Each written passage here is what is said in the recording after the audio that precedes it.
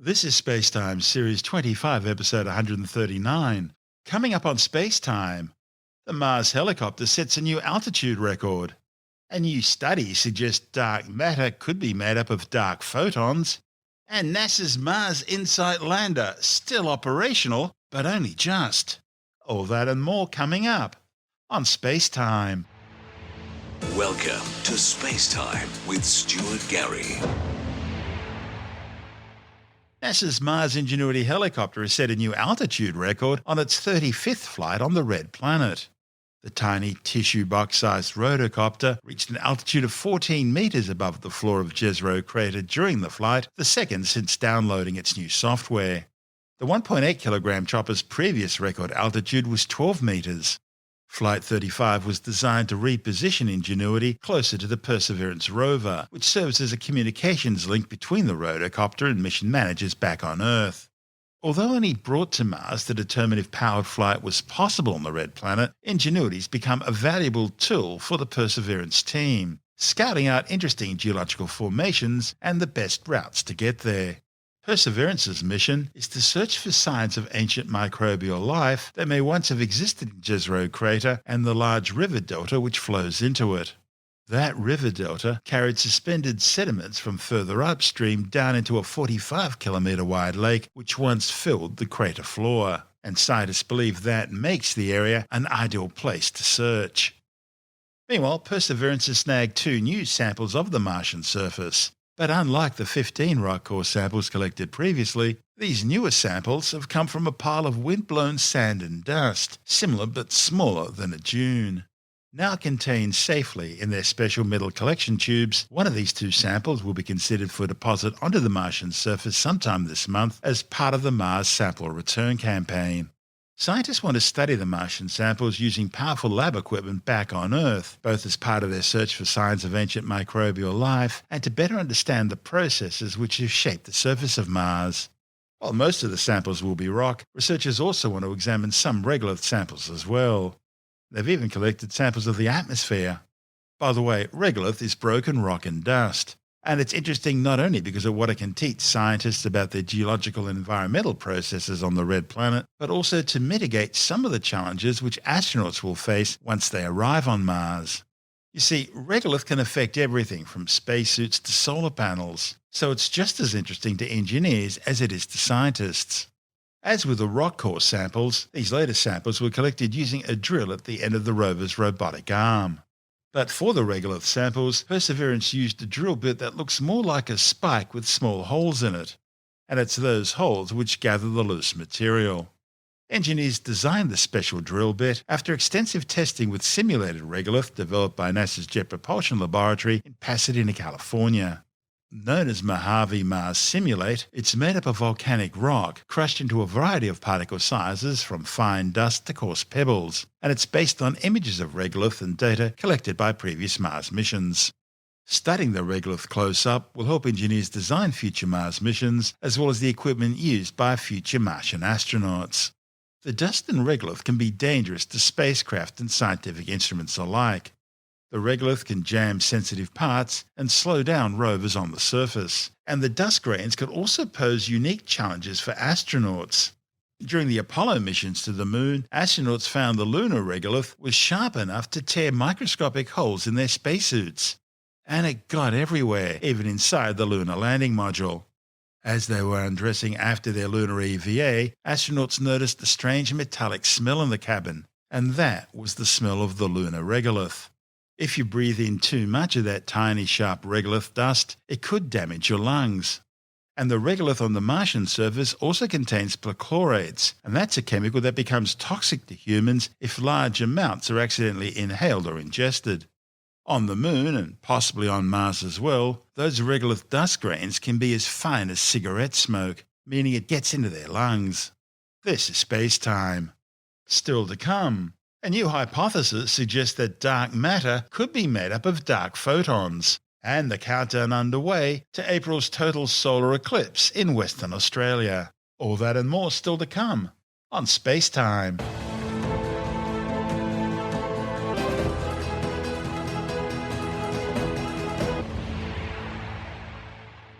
A team of scientists have hypothesized that the mysterious and invisible substance known as dark matter could be composed of something they're calling dark photons.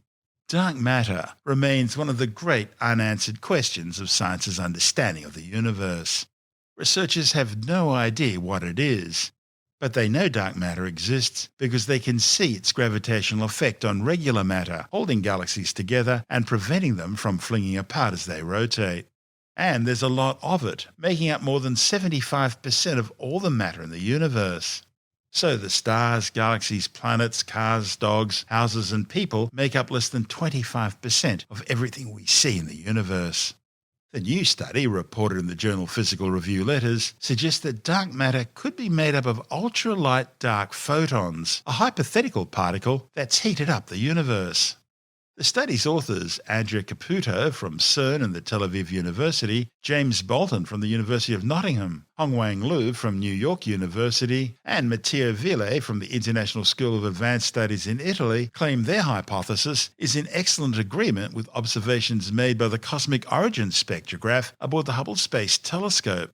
This instrument takes measurements of the large-scale cosmic web-like structure of the universe on cosmological scales. The cosmic web shows that our universe is made up of thin strands and filaments of galaxies and larger clumps and connecting nodes of galaxy clusters and superclusters, all surrounding vast near-empty voids.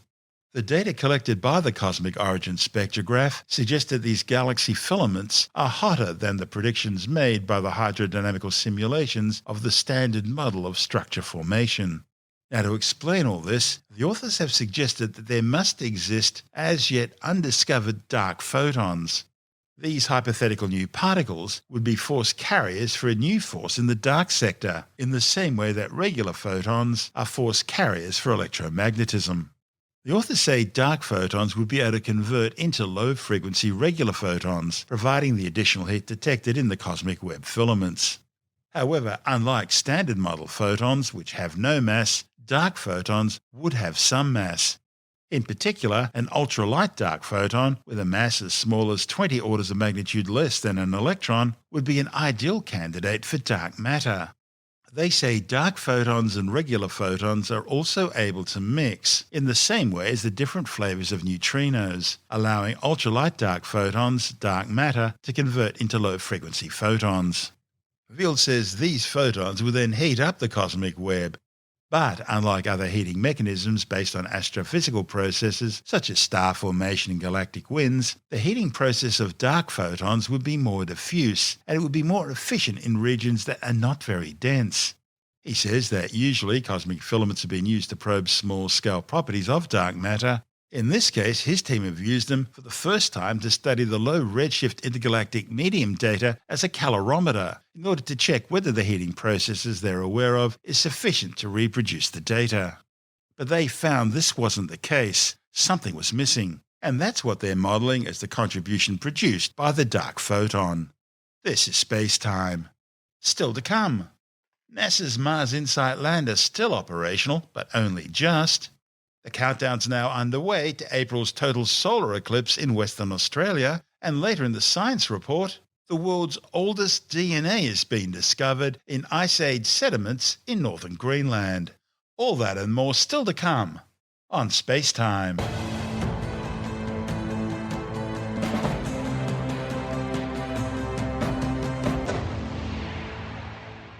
Well, it seems NASA's Mars InSight lander mission is still alive and operational despite a major dust storm sweeping across the red planet. InSight's mission managers are carefully controlling the lander's instruments to help the solar-powered spacecraft conserve as much power as possible. Still, InSight is expected to end its mission within days. That's because there's been another drop in power generated by its solar panels as a continental-sized dust storm swirls over the Martian southern hemisphere. First observed in late September by NASA's Mars Reconnaissance Orbiter, the Martian dust storm is roughly 3,500 kilometers from InSight and initially had little impact on the lander. Scientists at NASA's Jet Propulsion Laboratory in Pasadena, California, are carefully monitoring the lander's power levels, which have been steadily declining as dust continues to accumulate on its solar arrays. By October, the storm had grown so large and was lofting so much dust into the air that the thickness of the dust haze in the Martian atmosphere around InSight had increased by nearly 40%.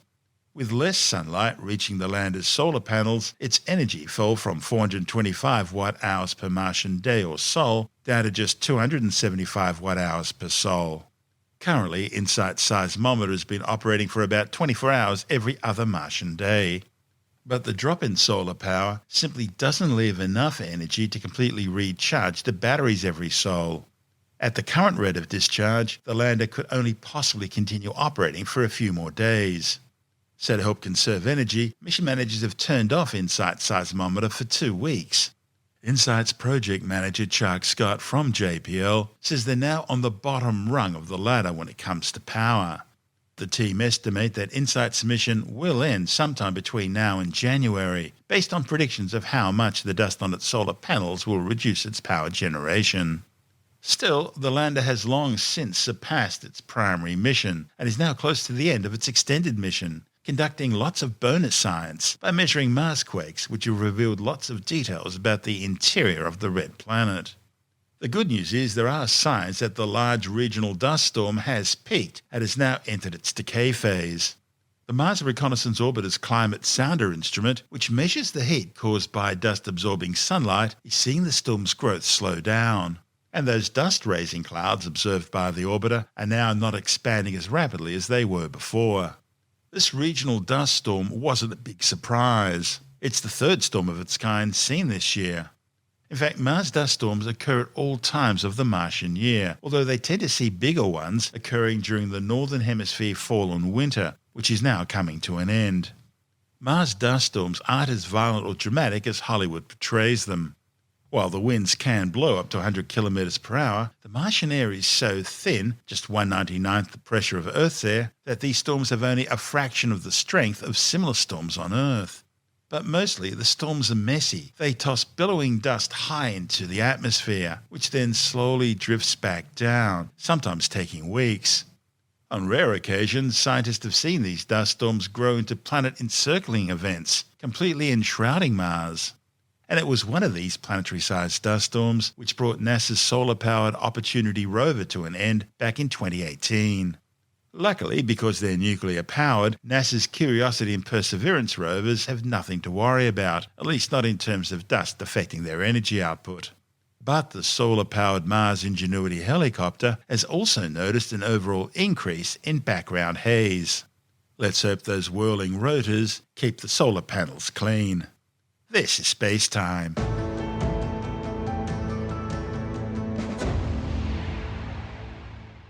Skywatchers have started counting down the days until April's total solar eclipse in the skies above northwestern Australia, which will take place on April the 20th.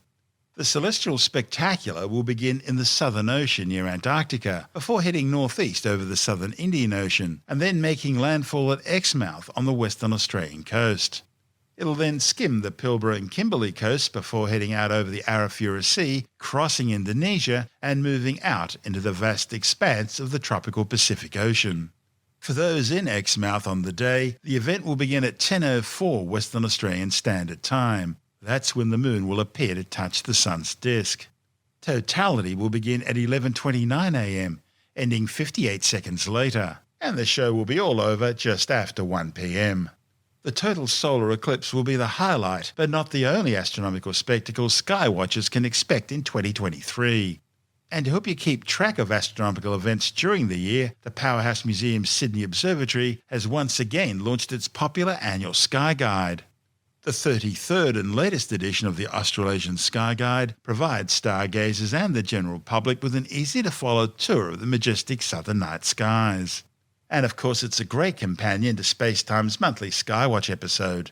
The Sky Guide, which has been published annually since 1991, contains all the latest star maps and information on the key astronomical events expected over the coming year.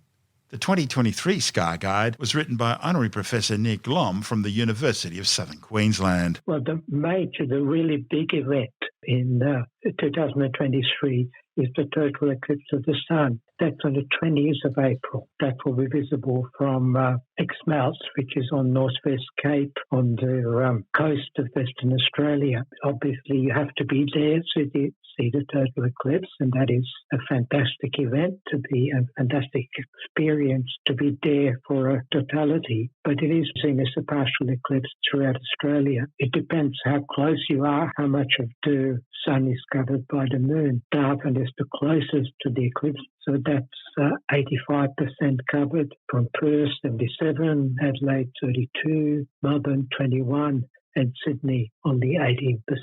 So it does vary throughout the year. It's still worthwhile looking, but of course it's extremely dangerous to look directly at the sun. So what's needed are eclipse glasses, special eclipse glasses, which are easily available from astronomy stores, or using the pinhole projection, making lots of holes in a piece of cardboard and projecting the image on a white piece of paper, and you can see the crescent shape of the eclipse as the eclipse progresses.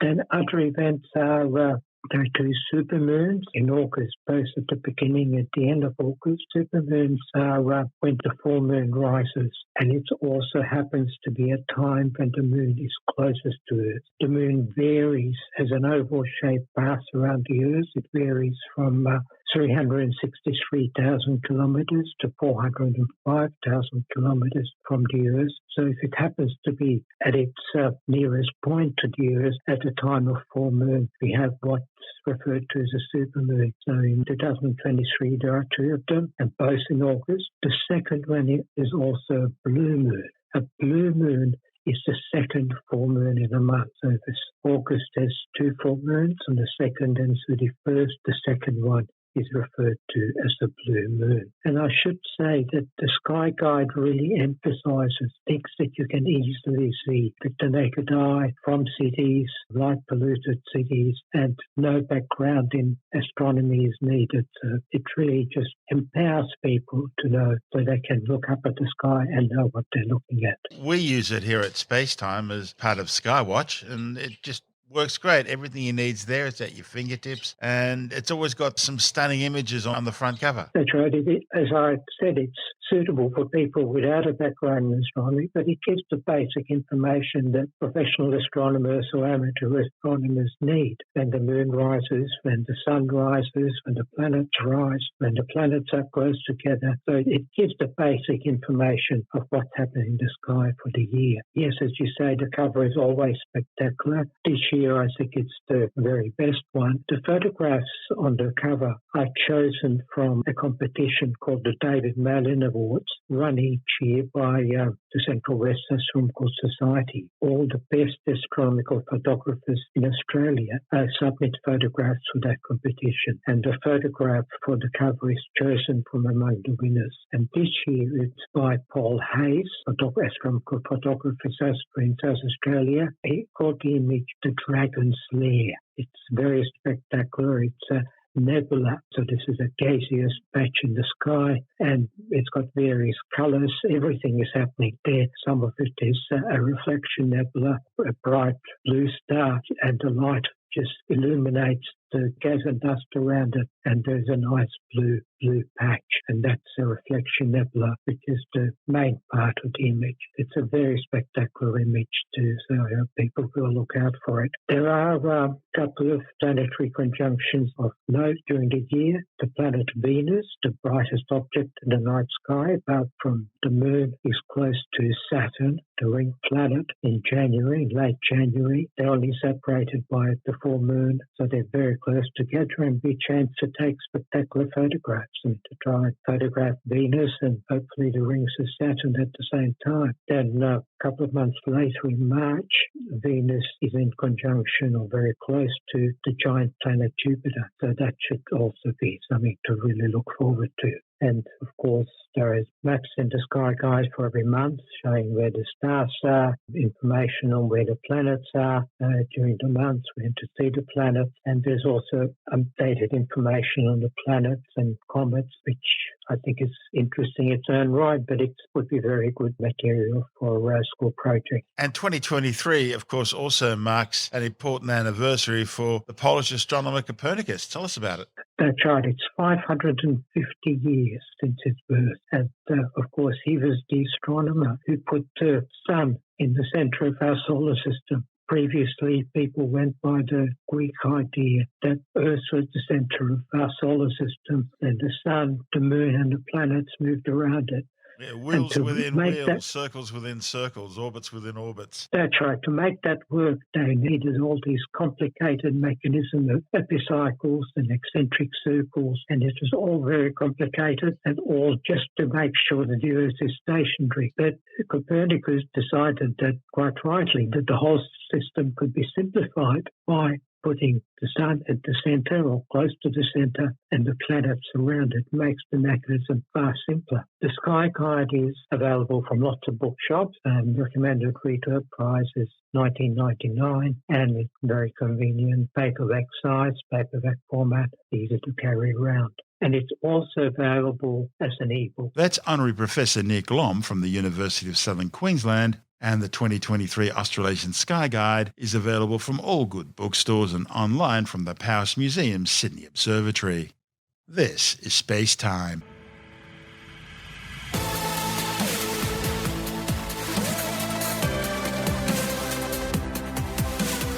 And that's the show for now. SpaceTime is available every Monday, Wednesday and Friday through Apple Podcasts, iTunes, Stitcher, Google Podcast, Pocket Casts, Spotify, Acast, Amazon Music, Bytes.com, SoundCloud, YouTube, your favourite podcast download provider, and from spacetimewithstuartgary.com. SpaceTime's also broadcast through the National Science Foundation on Science Zone Radio and on both iHeartRadio and TuneIn Radio. And you can help to support our show by visiting the SpaceTime store for a range of promotional merchandising goodies, or by becoming a SpaceTime patron, which gives you access to triple-episode commercial-free versions of the show, as well as lots of bonus audio content which doesn't go to air, access to our exclusive Facebook group, and other rewards. Just go to spacetimewithstuartgary.com for full details. And if you want more space time, please check out our blog, where you'll find all the stuff we couldn't fit in the show, as well as heaps of images, news stories, loads of videos, and things on the web I find interesting or amusing. Just go to spacetimewithstuartgary.tumblr.com. That's all one word, and that's Tumblr without the E. You can also follow us through @StuartGary on Twitter, @SpaceTimeWithStuartGary on Instagram, through our SpaceTime YouTube channel, and on Facebook, just go to facebook.com/SpaceTime with Stuart Gary. And SpaceTime is brought to you in collaboration with Australian Sky and Telescope magazine, your window on the universe. You've been listening to SpaceTime with Stuart Gary. This has been another quality podcast production from Bytes.com.